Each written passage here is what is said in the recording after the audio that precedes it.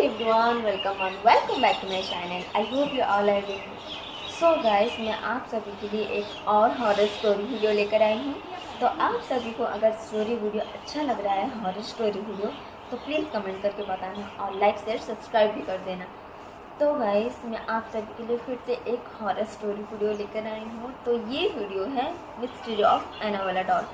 तो चलो गाइस, जल्दी से स्टार्ट करते हैं। क्या आपको पता है एनाबेला डॉल कौन है? One of the most haunted doll में से एक है। इस दुनिया में सबसे ज़्यादा डरावनी एक ही डॉल है, वो है एनाबेला डॉल। सो गाइस, कहानी शुरू होती है 1970 के आसपास, जब डॉना की माँ उसके लिए एक गिफ्ट लेकर आती है क्रिसमस के लिए। तो वो गिफ्ट डॉना ओपन करती है और देखती है उसमें एक प्यारे से डॉल रखा हुआ होता है। उसे देख कर वो बहुत ज़्यादा खुश हो जाती है। डॉना एक छोटी बच्ची नहीं थी, वो उसका उम्र 20 या 21 था।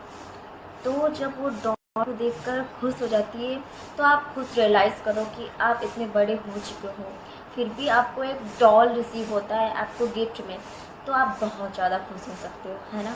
तो वैसे ही डॉना बहुत ज़्यादा खुश हो जाती है। उसे देखकर उसकी माँ भी बहुत ज़्यादा खुश हो जाती है। लेकिन एंजी, जो उसकी रूममेट थी, वो उसे देखकर बोलती है, why are you so happy? इतने खुश क्यों आप एक डॉल के लिए? आप क्या उसके साथ अभी खेलने वाले हो? तो डॉना उसे बोलती है, नहीं यार, मैं उसके साथ खेलने नहीं वाली, बस इसे मैं अपने घर में रखने वाली हूँ। तो वो उसे ये बात बोलती है। सो गाइस, धीरे धीरे वो डॉल के बहुत ज़्यादा करीब हो गई थी डॉना, उससे बहुत ज़्यादा अटैच हो चुकी थी। और ये बात एंजू को बिल्कुल भी पसंद नहीं आया। तो वो जब उसके कमरे में आती थी तो उसे बोलती थी कि ये डॉना, ये सब क्या है? जब मैं आती हूँ तब आपका डॉल नीचे पड़ा हुआ रहता है, कभी डोर के पीछे से मुझे दिखता है, कभी कवर्ड के ऊपर रख देते हो। मतलब ये क्या है डॉना, ये सब क्या है? तो डॉना उसे बोलती है, नहीं एंजी, मैं जब सोने जाती हूँ उसे कवर्ड में रख के जाती हूँ। तो एंजी कहती है, हाउ डिस्गस्टिंग, मैं ऐसा नहीं मान सकती, बिकॉज आप जब सो जाते हो तब मैं आपके रूम में आती हूँ, फिर मैं देखती हूँ कि ये डॉल कभी नीचे पड़ा हुआ मिलता है मुझे, कभी कबर्ड के ऊपर, कभी डोर के पीछे। ये सब क्या है? तो एनजी ऐसे बोलती है। उसको लगता है कि डॉना ऐसे करती है, लेकिन डॉना सोने से पहले कबर्ड में रख के आती है। फिर डॉना एनजी को कहती है कि नहीं एनजी, जब मैं सोकर उठती हूँ तो डॉल कबर्ड में हमेशा रहता है। तो एनजी बोलती है, हाँ वो कबर्ड में रहता है, लेकिन जब आप सो जाते हो तो ये डॉल बिखरी हुई मुझे दिखती है, तो इसलिए मैं लेकर उसे कबर्ड में रख देती हूँ। असली बात तो ये है। डॉना बोलती है, आई एम कन्फ्यूज्ड। तो डॉना एंड ये दोनों कन्फ्यूज रहते हैं, ये बात सोचकर कि ये सब क्या हो रहा है उनके घर में। सो गाइस, उसी दिन रात की बात है जब एनजी सोई हुई रहती है उसके बेडरूम में, तो बहुत ज़्यादा ज़ोर से चिल्लाने की आवाज़ आती है डॉना के रूम से। तो वो भागते हुए डॉना के रूम में जाती है, क्या हुआ, व्हाट हैपेंड? तो डॉना बोलती है, देखो। वो मतलब डर के एक जगह में बैठ जाती है और वो कहती है कि उस डॉल को देखो। तो एंजी देखती है, कहती है, क्या ये डॉल, क्या हुआ? तो डॉना कहती है कि मैं इसे कबर्ड में रख के आई थी और सो गई। जब मेरी थोड़ी सी आँख खुली तब मैंने देखा कि ये डॉल कबर्ड से जाकर चेयर में बैठी। इतने तक तो बात नॉर्मल था, लेकिन उसका पैर भी हिल रहा था। तो दोनों बहुत ज़्यादा घबरा जाते हैं, बहुत ज़्यादा डर जाते हैं। तो बोलते हैं कि ये कैसे हो सकता है, ये क्या हो रहा है, जब से ये डॉल हमारे घर में आई है, ये क्या हो रहा है? बहुत समय बीत जाता है और डॉना और एनजी एक पार्टी से लौट कर आते हैं। तब जब वो डोर उनके रूम का ओपन करके देखते हैं तो नीचे एक उन्हें लेटर मिलता है। जब वो लेटर को खोल के देखते हैं तो उसमें लिखा हुआ होता है, हेल्प मी। ये राइटिंग एक नॉर्मल इंसान की बिल्कुल भी नहीं थी, ये एक बच्चे की थी। और वो ज़्यादा कंफ्यूज हो जाते हैं, कहते हैं कि इस रूम में तो हम दोनों ही रहते हैं, यहाँ पे कोई और रहता ही नहीं है, तो हेल्प किसे चाहिए? जब ये बोल कर वो फ्रंट में देखते हैं ना, तो उन्हें वो डॉल बैठी हुई दिखती है। आप समझ सकते हो ये कितना डरावना है, कितना स्कैर्ड है। जब वो डॉल को वो देखते हैं तो वो सब कुछ समझ जाते हैं। वो बोलते हैं कि कुछ तो लेना देना है इस डॉल के साथ। ये जो सब हो रहा है, ये डॉल जब से आई है ये सब हमारे साथ हो रहा है, जो रियलाइज़ कर रहे हैं। तो उसको सब कुछ समझ गए थे कि जो भी हो रहा है इस डॉल की वजह से हो रहा है। कुछ सोचे। इससे पहले उनके टेलीफोन में एक कॉल आता है, वो रिसीव करते हैं और बोलते हैं हेलो। तो उधर से बात करते हैं उनके दोस्त जिसका नाम लू है। तो वो बोलते हैं कि हमारे घर में कुछ प्रॉब्लम है, तो मैं इसलिए मेरे घर में नहीं रह सकता, तो मैं एक रात के लिए तुम्हारे घर आ सकता हूँ। तो वो बोल देते हैं अच्छा ठीक है, आप आ जाओ। जब उनका फ्रेंड उनके घर में आ जाता है, आने के पहले वो सोचते हैं, बोलते हैं कि अब इस डॉल का क्या करना है। लू के आने के पहले इस डॉल का कुछ तो कुछ करना पड़े। तो एंजी और डोना डिसाइड करते हैं कि ये डॉल को हम गेस्ट रूम में बंद कर दें। तो वो डॉल को गेस्ट रूम में बंद कर देते हैं। फिर लू आता है, उन्हें हॉल के रूम में एक सोफ़ा पड़ा हुआ रहता है, उसे वहाँ पे सुला देते हैं। और डोना एंजी सब मस्त खाना पीना करके सो जाते हैं। सब आराम से सोए हुए होते हैं। रात में फिर से वही बहुत तेज़ चिल्लाने की आवाज़ आती है। इस बार डोना के रूम से नहीं, लू की तरफ से आवाज़ आती है। जब एंजी और डोना दोनों आवाज़ सुनकर दौड़ कर जाते हैं, तब वो देखते हैं कि लू आराम से सोया हुआ होता है, लेकिन उसके सीने के ऊपर वो डॉल बैठी हुई होती है। कितना डरावना है ये सब कुछ। मेरे गूज़बम्प्स आ रहे हैं ये कहानी बताते हुए, आपके साथ शेयर करते हुए। उन्हें कहता है कि ये सब क्या है डोना, मैं आराम से सो रहा था और जब मेरी आँख खुली तो मैंने देखा ये डॉल आकर मेरे सीने में बैठ गई और मुझे ऐसा लग रहा था ये मेरे सीने को ऐसे चीर रही है। तो ये बताते वो शर्ट का बटन ओपन करता है और देखता है सच में उसके सीने में खून लगा हुआ होता है और खरोचने की निशान भी होती है। फिर जब उस डॉल के हैंड को नोटिस करते हैं तो देखते हैं कि खून लगा हुआ है। तो लू बोलता है डोना ये इस डॉल के हैंड में मेरा ही खून है। लू ये सब बताने के बाद आधी रात को उनके घर से निकल के चला जाता है। वो बहुत ज़्यादा डर जाता है और डोना और एंजी बोलते हैं ये जो सब कुछ हो रहा है इस सब की जिम्मेदार ये डॉल। फिर एंजी कहती है हमको जानना है ये इस डॉल के अंदर क्या है।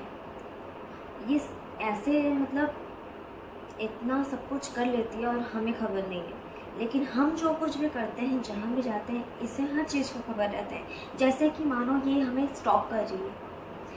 जब हम इसे देखते हैं वो कभी यहाँ पड़ी हुई होती है, वहाँ पड़ी हुई होती है, हमको इस बात का इतना सा भी खबर नहीं रहता, लेकिन इसे हमारा हर एक चीज़ का खबर रहता है। तो वो ठान लेती है कि मुझे जानना है कि इस डॉल में क्या है।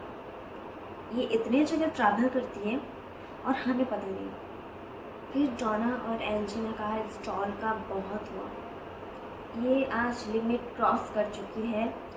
हमेशा हम इसे देखते थे, ये इधर उधर रहती थी, हमें स्टॉक करती थी, लेकिन आज हद पार कर दिया इस डॉल ने, हमारी फ्रेंड को हार्म पहुंचा के। तो दोनों ने डिसाइड किया। फिर दोनों ने उन्हीं जो होता है ना टोटका, ये आजमा के जानने की कोशिश की कि ये डॉल के अंदर क्या है। फिर उन्हें जानने को मिला कि इस डॉल के अंदर एक स्पिरिट है और ये एनावेला डॉल, इसके अंदर एनावेला डॉल है, इसके अंदर उसका स्पिरिट है। और वो स्पिरिट एक 7 साल की बच्ची की थी जिसकी डेथ हो चुकी थी और वो डॉल के अंदर अब्जॉर्ब हो चुकी थी। अब और ये जानने के बाद फिर उस डॉल ने ये भी बताया कि मैं आपके साथ बहुत ज़्यादा सेफ़ फील करती हूँ, मुझे आपके साथ रहने दो, आपके घर में मुझे एक छोटा सा कमरा दे दो, मैं वहाँ रह लूँगी, मुझे आपके साथ बहुत ज़्यादा सेफ़ फील होता है। उस डॉल की बात सुनकर एंजी और डोना दोनों बोलते हैं ठीक है, हम आपको रहने देंगे अगर आप हमको हार्म ना पहुंचाओ तो। फिर उस डॉल को डोना एंजी अपने घर में रखते हैं। कुछ दिन बीत जाता है, फिर वो महसूस करते हैं कि वो दोनों बहुत ज़्यादा साइलेंट रहने लग जाते हैं। पूरा माहौल साइलेंट हो जाता है। वो ना ही अपने आप से बात करते हैं, ना ही दोनों एक साथ बात करते हैं। मतलब उन्हें लगता था पहले कि हमारे साथ एक ही डॉल है, लेकिन अब उन्हें लगता है कि उनके आसपास चारों तरफ बहुत सारी स्पिरिट है। उन्हें ऐसा लग रहा है। वो दोनों डिप्रेस्ड हो चुके थे और डोना और एंजी दोनों डिसाइड करते हैं ऐसे हम नहीं रह सकते, हम ऐसे रह ही नहीं सकते। ये क्या हो रहा है हमारे साथ? हम दोनों इतने साइलेंट हो चुके हैं, हम दोनों ऐसे नहीं रह सकते। इस डॉल को हमारे घर से हटाना है।